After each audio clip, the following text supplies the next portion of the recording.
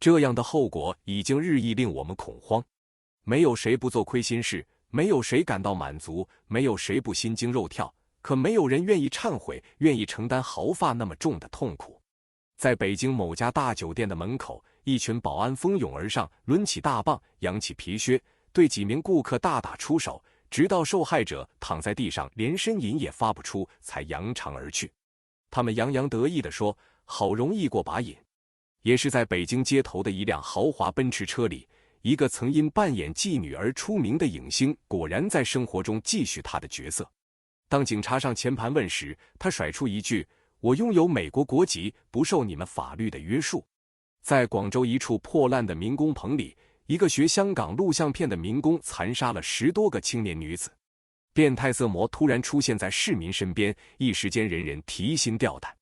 破案后，罪犯的残忍却又令人不寒而栗。是到了静下心来想想的时候了，是不是我们的生活中还需要别的一点什么？诚然，一辈子都保持静穆状态的人是不存在的，在生活的浊流中行舟，不可能不打湿我们的人生之桨。然而，一辈子都没有体验过静穆状态的人是可悲的。这样的人，其价值在时间与空间的坐标上的延伸，与大树底下忙忙碌碌地搬运着1粒米的蚂蚁几乎没有什么两样。而曾经体验到静穆的人，则获得了精神的贯通和心灵的清洁，在澄澈的境界中走向一个心智的世界。想起一则禅宗的故事，树叶在风中沙沙响，有人说是树在动，有人说是风在动，真正动的是什么呢？大师说是心动。动荡不安的心灵，有没有可能在静穆中升华呢？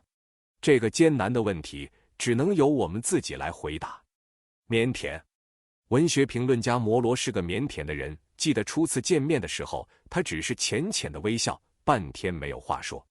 以后我们一起到大学做文学讲座，他也经常把话筒推到我的面前，一个人红着脸躲到后面。在出版自己的著作时，他也最不好意思跟出版商谈判，结果被奸商坑了很多次。然而我跟摩罗成为好朋友，正是基于他腼腆的个性。腼腆的人是能够以心换心的。在我看来，腼腆是一种内在性的处事方式，即使不能说与这个时代格格不入，至少也算是不合时宜。今天，公共关系和形象设计成为一代显学，包装是现代人必备的素质。我们为自己准备了无数个面具，利用它们与三教九流的人周旋。人们笑里藏刀，说谎成了天经地义的事情。刚才还趾高气扬，现在却唯唯诺诺，这便是面具的妙用。孙行者有72变，现代人却比他厉害多了。变来变去，忽然有一天咒语失灵，再也变不回自己。每一面镜子都像是哈哈镜，怎么也找不回真实的自我。我是谁？这居然也成了困惑现代人的一个问题。有一本自从30年代以来就一直畅销不衰的书《厚黑学》，谈的是中国式的处世之道，中国式的中南捷径。该书风靡大江南北，上至领袖哲人，下至贩夫走卒，无不痛感于我心有戚戚焉。所谓厚黑，即脸皮厚心肠黑也。只要脸皮厚心肠黑，就能逢凶化吉，一帆风顺，战无不胜，攻无不克，最后呼风唤雨，有求必应。有时这也确实是实情。但是我们付出厚脸皮黑心肠的代价后，等于用灵魂换取了魔鬼的许愿，最后能用什么把灵魂换回来呢？腼腆意味着对灵魂的坚守。陀思妥耶夫斯基笔下的俄罗斯人都是那样的敏感，因为对他们说，最重要的是灵魂。您是不是对我表示轻蔑？希伯利特问梅什金公爵。为什么？难道因为您过去比我们受了更多的苦，而且今后还将继续受苦，我就该对您表示轻蔑？梅什金公爵这样说。不是，因为我不配受这些苦。希伯利特说出了这句掷地有声的话。这是腼腆的极致，在自卑与自尊之间，腼腆的人寻找到了一切价值的所在。梅什金公爵并不是白痴，而是真正的神人。腼腆的梅什金公爵像善良的布道者，坚持用自己的心去感受和评判一切，最后像基督一样，在历尽苦难之后，不被世人所理解，寂寞地死在路上。腼腆的人心灵纯洁，脸皮薄，他们对陌生的事与物保持着天生的敏感，与他们保持一定的适于观察的距离。腼腆是对自己的尊重，同时也是对外部世界的尊重。腼腆的人当不了大款和政客，也当不了歌星影星和炒股大王，他们太容易受到伤害，却永远也不会去伤害别人。他们对自己的了解是那样的透彻，不会焦灼，也没有奢望。他们外表木讷，内心醇厚，掌握不了滔滔不绝的语言和察言观色的本领，却拥有保护真我的最好的盔甲。腼腆是一种真诚的羞涩，是一种从容的敏捷，是一种冷静的善良。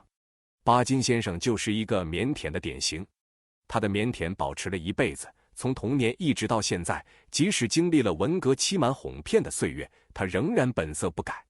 岁月无法使他增添一分圆滑与世故。文艺界名流开会的时候，人高谈阔论，眉飞色舞，他却远远坐在圈子外，全然意识不到自己的德高望重。在非讲不可的场合，他往往让几句简单的话脱口而出，不加一点修饰。巴金的腼腆使新闻界颇多微词，因为要写一篇采访老人的文章，非得跟厌恶宣传自己的老人磨好久。据我的理解，老人们的腼腆并非守旧与固执，他们的腼腆是由孩子率真与老年忧郁糅合而成的。没有孩子的率真，对生活的思考和提炼就不会有敏锐的直觉；没有老年的忧郁，精神世界里就没有愤怒与宽容的紧张冲突。腼腆是他们文学生命的核心，也是他们改造世界的方法。腼腆令他们明察秋毫，既是时代的参与者，又是时代的旁观者。腼腆使他们有回首与否定的勇气，附和起被风雨漂白的良心。腼腆是良知良能的产物，是巧妙得体的自我控制。真正的腼腆，无论在乡村田园还是在闹市名都，都能开花结果。环境固然能影响腼腆的质地，腼腆亦能在柔韧中生出坚韧的反抗力。俄罗斯大诗人莱蒙托夫是一个说话都会脸红的贵族青年，有一天却向挑衅者拔出了枪，终于用生命捍卫了自己的尊严。不鸣则已，一鸣惊人。腼腆如一股潜流，孕育着巨大的能量。天才有天才的腼腆，就像见到国王仪仗队时拉紧自己的帽檐，昂首阔步与之擦肩而过的贝多芬。凡人有凡人的腼腆，就像契诃夫笔下不卑不亢，在接二连三的苦难中保持自身人格独立的小人物。在熙来攘往的大街上，千篇一律的面孔触目心惊，而腼腆的姿态却像沙漠中的绿洲，令人清爽而惬意。腼腆作为一种倾向善良与质朴的润滑剂，为人与人之间的接触与交流提供了最后一缕温情与关怀，从而不至于彻头彻尾的粗鄙、丑陋、猥琐。腼腆是一笔看不见的财富，每一个自信觉醒的人都会以腼腆的姿态面对喧嚣的世界，至少在某些场合、某些时刻。认真。尼采受精神病的困扰，漫游南欧疗养期间，风光优美的意大利令他流连忘返。在一则日记中，他以诗一般的语言写道：在热那亚的一个黄昏时节，我听到自塔上传来剧中长长的声音，那声音一直悠悠不绝，延宕着，回旋着，盖过了街区众生的嘈闹，而冲向暮色里的星空，融入微风的怀抱里，那样冷冽却又充满孩子般的天真和伤感。当时我想起了柏拉图的话，那使我怦然心动的话：人的事情没有一桩值得过分认真。尽管如此，这段话深深地震撼了我。只有尼采这样一辈子认真的人，才能深为认真之不易。在终生的诱惑下，整个世界都变得轻灵飘忽了，连尼采也闪现出怀疑认真价值的念头来。但是这念头仅仅如流星般一闪而过，尼采立刻意识到自己的立足点在何处。尽管如此，一个急转弯之后，这天的日记戛然而止。尼采与尼采的读者都能获得共同的结论：认真虽不易，依旧躬身行。哲学家的天职便是以认认真真的态度观察生活，参与生活，改造生活。认真是哲学的灵魂，如果不是太认真，尼采也就不会疯了；如果不是因为太天真，尼采也就不可能获得文化史上不朽的地位。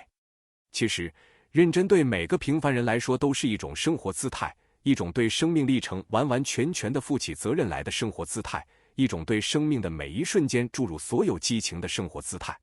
认真二字知易行难，人天生惰性的制约，现实利益的催迫，再加上认真经常带来事与愿违的后果，使人们很容易放弃认真。在现实世界里，认真确实处处碰壁，不仅不能成为获得财富、地位、名望的手段，有时反倒是追求这些目标的障碍。人们有理由在挫折和屈辱中怀疑认真的实践有效性。确实，认真是一项无法保证导致丰收的艰苦耕耘。认真是形而下层面的行为，它收获的往往是形而上层面的满足，它使人生的原生态得以展示，亦使人生的丰富性得以体现。荷兰思想家斯宾诺莎一生贫苦潦倒，以打磨眼镜片维持生活。白天，他在昏暗狭小的作坊里一丝不苟地淬炼、打磨、装配，每个程序都精益求精，劳动情状几乎比夜晚在灯下写哲学著作还要虔诚。